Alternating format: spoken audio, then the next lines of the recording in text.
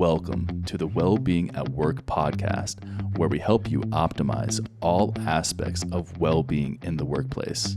Welcome back. Today, we are going into our very first podcast mini-series. My name is Alejandra. I am your host for today's episode. And what we're going to dive into in this episode is a brief overview of what's to come. Our first podcast mini-series is all about the 5 components of well-being.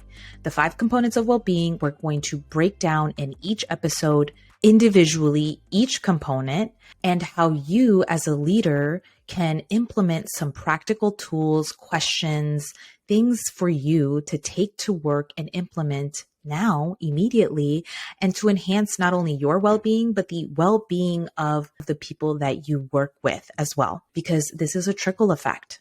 This is why we do this work, because we know that if we can support you as a leader in an organization to understand your well-being and to understand the kind of questions that support you in enhancing your well-being, you can do the same for your team. And you can do the same for the people that look up to you, that are looking for your guidance and your mentorship and so forth. With the 5 components of well-being, this is provided by Gallup.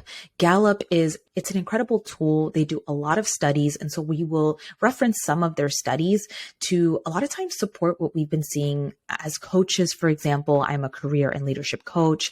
A lot of times Gallup comes out with studies and information that supports what I've been seeing in my practice, what I've been seeing on an individual level with all of my clients.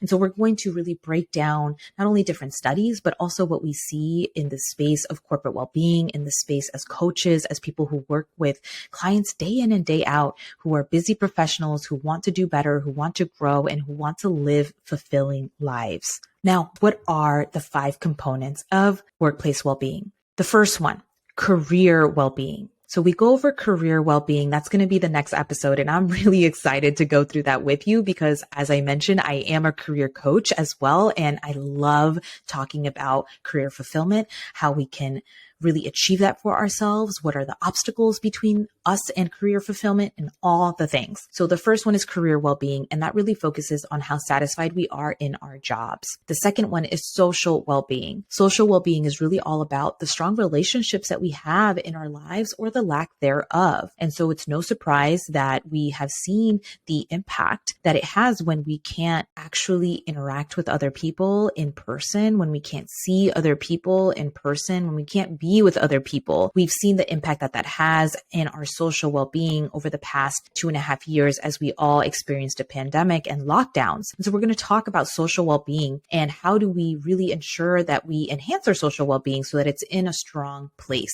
This is all about the relationships in our lives. The third component is financial well-being. So this really relates to how we feel about the finances, how we manage our finances in our lives. The fourth one is physical well-being. So how do we physically feel about the body that we have? How is our physical health, meaning are any illnesses that we might be experiencing in our body or any kind of changes we may be experiencing in our body is the physical well-being side of it. And the last one is community well-being. Community well-being is really connected to how we feel and how close we feel with a sense of community, in particular local community. The people like in the actual geographical place that we're in can be quite powerful for people to feel like they're connected to something around them. That's actually quite a human need, to be able to feel like you are connected to the people near you and around you. And with these 5 aspects here, the 5 components of workplace well-being, in each episode, we break each of them down. And what I want to really emphasize to you is that these 5 are interdependent. They don't live in their own worlds. When our financial well-being is suffering, we will suffer in other areas as well. When our social well-being is suffering, we see this so often now where people can really be struggling in their social well-being, and that has an impact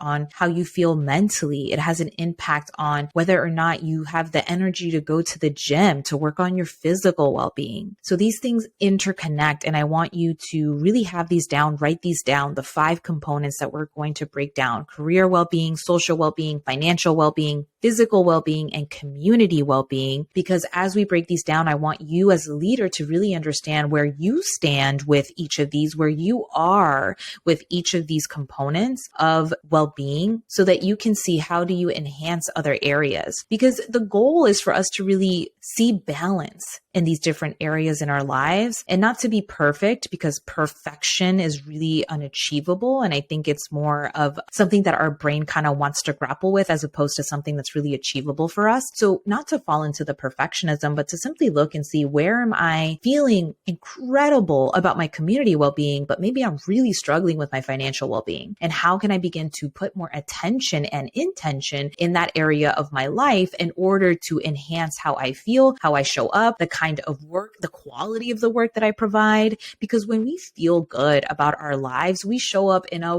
way higher capacity. And you know that. You know when you've been feeling awesome, the way you show up to work, the way that you smile, the way your vibe, your energy, whatever you want to call it, that shows up in such a different capacity at work than when you are struggling in multiple areas. The other thing I want you to consider is, where are you struggling with a lot of different areas? Like maybe you find that you have one component that is really struggling and the other ones feel pretty solid, or vice versa. You might find that there are like 4 components that you're really struggling with, but you have a phenomenal like social well-being, for example. Then you can start to see, like, where do I want to prioritize? How can I start really making strides in these other areas of my life? And you can always, hone in on one. So let's say you are really struggling with social well-being and career well-being, but you're really awesome right now in financial and community and physical. How do you begin to create a plan so that you're focusing on what that next one is? Maybe you focus on social well-being and then career well-being, or maybe you focus on career and then social, but really figuring that out for you. One of the big things I think is so important as a leader is, that as a leader, it's important to have plans. It's important to have a strategy. It's important to have intention, because that is what leadership will have in order to be successful. Leaders need to be able to have plans, have strategies in place to achieve the goals that they have. And while people can understand this at work, like you wouldn't just like start a project and be like, we'll just get started and see how it goes. As a leader, no, you got to make sure where people are, who plays what role, is there anything you need to communicate? What's the strategy and plan? What if things don't go right? Things like that. We tend to do that at work, but then outside of work, in our lives, for something like the 5 components of our well-being, we can struggle to put a plan in place. And then we wonder why, time passes. And I've been guilty of this, where time passes and I'm like, I thought I said I was going to work on my community well-being. I thought I said I was going to volunteer more. And it's been a year and I haven't volunteered anywhere, or I volunteered one time and never did it again. We really want to be aware of those things. And that's why plans are so helpful. And that's why, having community and accountability is also really, really helpful as well. So if there's anyone else that you can think about that should be listening to this podcast mini series that we're launching on the 5 components of well-being, someone that you want to share this journey with, someone that you want to be able to connect, think about it like a little book club, like someone that you can connect with, that you can talk about each episode with and see where you are and where you can improve, then send over this podcast episode to them so that you have someone that you can do this with, because accountability can go such a long way